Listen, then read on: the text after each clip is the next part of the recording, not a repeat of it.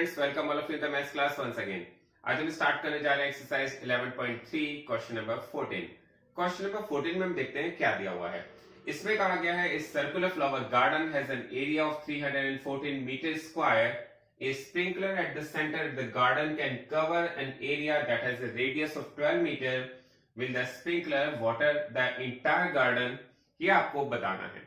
देखिए क्वेश्चन को बहुत अच्छी तरह से पहले क्लियर करते हैं। क्वेश्चन में क्या करना है। क्वेश्चन में कहा गया है एक गार्डन है और गार्डन का जो एरिया है वो 314 मीटर स्क्वायर है। इसके सेंटर पर एक स्प्रिंकलर है। स्प्रिंकलर 12 मीटर रेडियस तक पानी जा सकता है। स्प्रिंकलर का मतलब होता है फुहारा।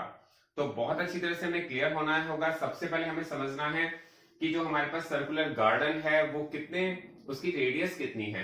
तो आपके पास जो एरिया दिया गया है 314 मीटर स्क्वायर, सबसे पहले आप इसकी रेडियस निकालेंगे और उसको फाइंड करने के लिए हमें क्या करना पड़ेगा। सबसे पहले हमें इसका फॉर्मूला रखना पड़ेगा कि एरिया का फॉर्मूला कितना होता है। एरिया का फॉर्मूला होता है पाई आर स्क्वायर और पाई आर स्क्वायर कितना दिया गया 314। तो पाई की वैल्यू आपके पास कितनी है 3.14। आपने पाई के प्लेस पर 3.14 रख दिया है। रेडियस के प्लेस पर आपने आर स्क्वायर रख दिया है। तो अब आप आर स्क्वायर जो फाइंड करेंगे तो आपको क्या करना पड़ेगा, इस 3.14 को आपको अपॉन में ले जाना पड़ेगा। तो 314 अपॉन 3.14। आप क्या करेंगे, इस डेसिमल को अगर रिमूव करेंगे तो ऊपर हमारा 100 से मल्टीप्लाई हो जाना चाहिए। क्यों हो जाना चाहिए, ये बात आप सबको समझ में आ गई होगी, क्योंकि डेसिमल 2 प्लेस के बाद है और डेसिमल 2 प्लेस के बाद होता है तो आप यहां पर मल्टीप्लाई किसका करना पड़ेगा 100 का। अगर 1 प्लेस के बाद होता है तो 10 का मल्टीप्लाई करना होता है। तो अब हमारा क्या हुआ, अब हमारा डेसिमल तो रिमूव हो गया। तो यहां पर 314 से 314 कट गया, आर स्क्वायर इक्वल टू 100 आ गया और r इज इक्वल टू, जब r square is equal to 100 है तो r कितना होना चाहिए, ये होना चाहिए 10 मीटर। इसका मतलब हमें ये बात क्लियर हो गई कि हमारे पास रेडियस ऑफ द गार्डन हम यहां पे लिख सकते हैं रेडियस ऑफ द गार्डन। हमारे पास जो गार्डन का रेडियस है वो कितना है, वो है 10 मीटर। तो यहां पर जो गार्डन का रेडियस है, हमारे पास ये जो गार्डन है इसका रेडियस है 10 मीटर। लेकिन आपसे कहा गया है इसके बीच में जो सेंटर पर स्प्रिंकलर लगा हुआ है वो 12 मीटर रेडियस तक को कवर करता है। 12 मीटर तो इसके बाहर आना चाहिए। इट मींस वो यहां तक पानी ड्रॉ कर सकता है, पानी उसका यहां तक आ सकता है। आप समझ रहे होंगे स्प्रिंकलर जो एक फुहारा है उसका पानी कहां तक आ सकता है 12 मीटर तक। तो हम यहां पे लिखेंगे radius of sprinkler that can cover, वो कितनी है 12 मीटर। जितनी रेडियस को वो कवर कर सकता है वो कितनी है 12 मीटर की। इसका मतलब आपसे पूछा गया है will the sprinkler water the entire garden.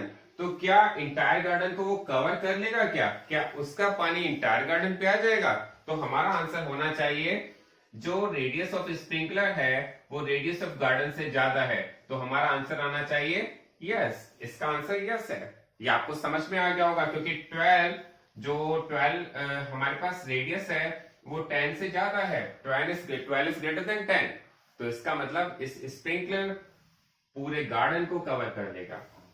और सपोज हमारे पास स्प्रिंकलर की रेडियस कम आ जाती, 10 से कम आ जाती, तो ये क्या कवर कर पाता, नो। तो ये पूरे गार्डन को कवर नहीं कर पाता।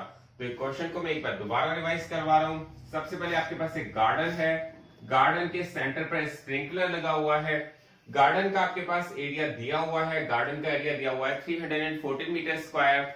सबसे पहला काम आपने किया है कि गार्डन की रेडियस फाइंड कर ली है।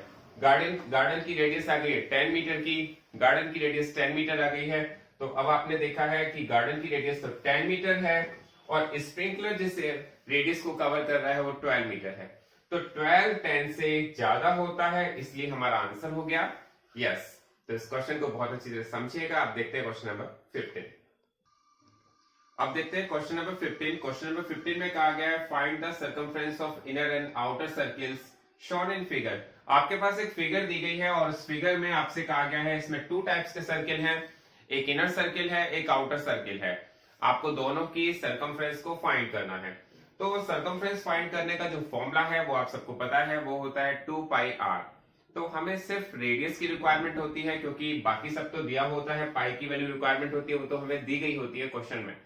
तो रेडियस हमें फाइंड करनी है। सबसे पहले हम देखते हैं हमारे पास जो आउटर सर्किल है, आउटर सर्किल की जो रेडियस है वो है 19 मीटर। तो आउटर सर्किल को हम कैपिटल आर से रिप्रेजेंट करते हैं। आपके पास दी गई है 19 मीटर, बहुत ही क्लियर, यहां पर ऑलरेडी गिवन है आउटर सर्किल की रेडियस। इसके बाद आप देखते हैं जो यहां पर हमारे पास विड्थ ऑफ द पाथ, मतलब इसको हम कहते हैं पाथ, इसका जो विड्थ दी गई है वो दी गई है 10 मीटर। तो आप मुझे आप सोच के ही बता सकते हैं, कॉमन सेंस की बात है कि इनर सर्किल की रेडियस कितनी होगी। इनर सर्किल की रेडियस आप कैसे फाइंड करते हैं? इनर सर्किल की रेडियस आपको फाइंड कौन सी करनी है ये भी आपको समझ में आनी चाहिए। ये इनर सर्किल की रेडियस है। देखिए आउटर सर्किल की रेडियस ये है जो 19 मीटर गिवन है, इनर सर्किल की रेडियस ये है। तो आपको क्या करना पड़ेगा, आपको टोटल 19 में से अगर ये 10 माइनस कर देते हैं, समझिए आप मेरी बात को दोबारा से, ये आपके पास आउटर सर्किल की रेडियस है 19 और अगर इसमें से विड्थ जो 10 मीटर दी गई है आप इसे माइनस कर देते हैं तो 19 में से 10 माइनस होता है तो आपके पास कितना आ जाता है, ये इनर सर्किल की रेडियस आपके पास आ जाती है। इसका मतलब आ गई 9 मीटर। तो आपके पास दोनों रेडियस आ गई है। आउटर सर्किल को हमने कैपिटल आर से रिप्रेजेंट कर दिया है, जो इनर सर्किल है वहां पर हमने उसको स्मॉल आर से रिप्रेजेंट कर दिया है। जब भी आपके पास टू सर्कल्स दिए हो तो बाहर वाला जो बड़ा सर्किल होता है उसको आप कैपिटल आर से रिप्रेजेंट कीजिए और जो इनर सर्किल होता है उसको स्मॉल आर से रिप्रेजेंट कीजिए। अब आपसे कहा गया इसकी सर्कमफ्रेंस भी फाइंड कीजिए। तो circumference of outer circle, formula बहुत ही क्लियर, 2 पाई आर, आप सबको पता होना चाहिए। आप क्या करेंगे, 2 रखेंगे, 2 के प्लेस पर 2, पाई के प्लेस पर 3.14 और 19, क्योंकि रेडियस आपके पास इसकी 19 है। ठीक है, अब आपको क्या करना होगा, मल्टीप्लाई। तो 19 2 जा होता है 38, 38 का मल्टीप्लाई आपको 3.14 से करना है। अब 38 का मल्टीप्लाई 3.14 से करना है तो यहां पर मैंने मल्टीप्लाई किया है। 8 4 जा 32, 32 का 2 कैरी लगा 3, 8 1 जा 8 और 3 11, 11 का 1 कैरी लगा 1, 8 3 जा 24 और 1 25, 3 4 जा 12, 12 का 2 कैरी लगा 1, 3 1 जा 3 और 1 5 एंड 3 3 जा 9। एक मिनट, यहां पर देखते हैं, यहां पर 4 आना चाहिए। देखिए 3 1 जा 3 4 जा 12, 12 का 2 कैरी लगा 1, 3 1 जा 3 और 1 4, 3 3 जा 9। अब आप देखेंगे यहां पर आपके पास 2 3 9 और 9 और 2 11, तो आपके पास आएगा 11932। हमारे पास आ गया 11932 मीटर। और डेसिमल कहां पर लगाना चाहिए, डेसिमल लगाना चाहिए 2 प्लेस के बाद, तो आपके पास डेसिमल आ जाएगा 2 प्लेस के बाद। तो हमारा फर्स्ट आंसर आ गया है 119.32 मीटर। अब आपको देखना है circumference of inner circle. Circumference of inner circle के लिए भी आपको फॉर्मूला लगाना होगा 2 पाई आर, लेकिन यहां पर रेडियस स्मॉलर रखनी होगी 2 पाई आर। आपको क्या करना है, 2 के प्लेस पर 2 रखना है, पाई के प्लेस पर 3.14 रखना है, रेडियस के प्लेस पर 9 रखना है। अब आपको क्या करना है, 9 का मल्टीप्लाई 2 से करना पड़ेगा, 9 2 जा होता है 18, 18 का मल्टीप्लाई 3.14 से करिए। अब देखिए यहां पर मैंने 3.14 का मल्टीप्लाई 18 से किया है। अब देखिए मल्टीप्लाई आप सबको करना आना चाहिए, 8 4 जा 32, 32 का 2, 32 का 2 कैरी लगा 3, 8 1 जा 8 और 3 11 का 1 कैरी लगा 1, 8 3 जा 24 और 1 25 और यहां पर आ गया 314। अब आप इसको ऐड कर लीजिए, 2 4 1 5 5 1 6 3 और 2 5, तो आपके पास आ गया 5652। तो हमारे पास इसका जो आंसर आ गया है 5652 मीटर। लेकिन यहां पर डेसिमल कहां लगेगा, 2 प्लेस के बाद। तो हमारे पास ये दोनों आंसर आ गए हैं, आप सबको अब समझ में आ गया होगा। सबसे पहले हमने दोनों की रेडियस को फाइंड किया है, फिर हमने इसकी सर्कमफ्रेंस को फाइंड किया है।